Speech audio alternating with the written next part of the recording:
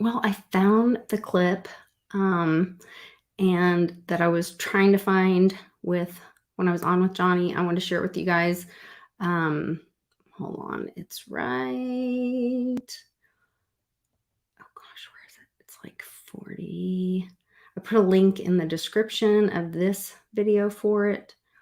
I'll share it with you guys here so you can check it out.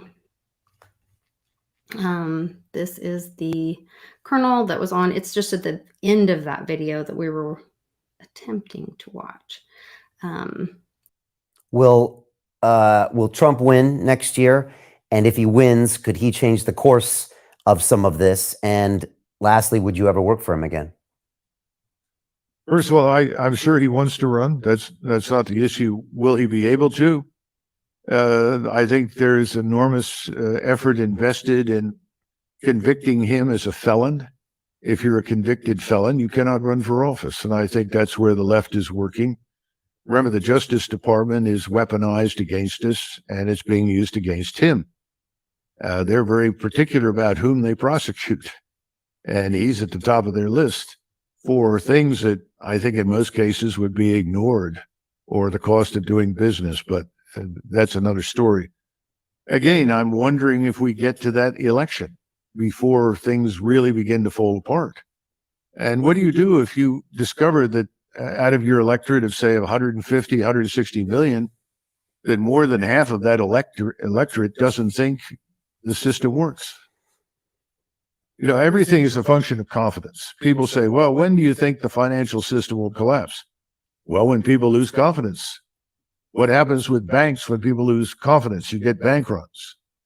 What happens when people around the world lose confidence in our economic strength and the viability of our financial system? Well, they dump treasuries. What happens when you get fire sales on U.S. treasuries? Armageddon. So these are things that no one can predict, and I can't predict when Americans finally say enough is enough and we won't go any further with this.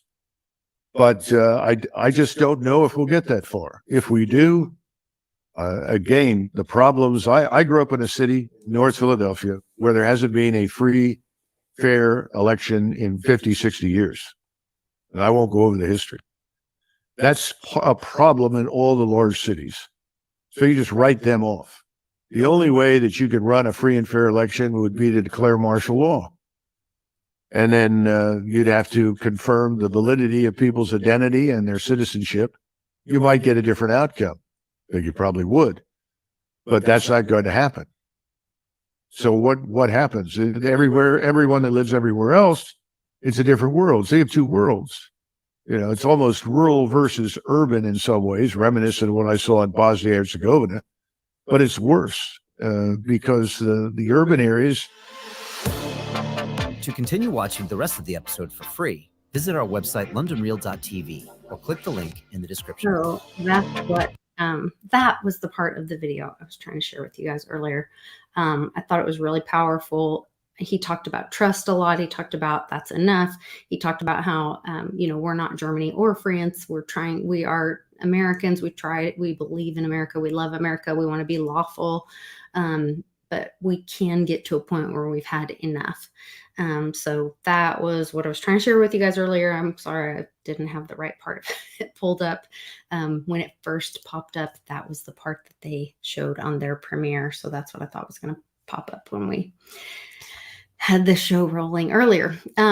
Once again, you guys can join Glenn Beck tonight. I'm going to send the link to Johnny later, and hopefully maybe we can do, like, I don't know, there's some kind of thing called a watch party. I don't know how that really works, but maybe we can do that. But thank you guys for joining me again here.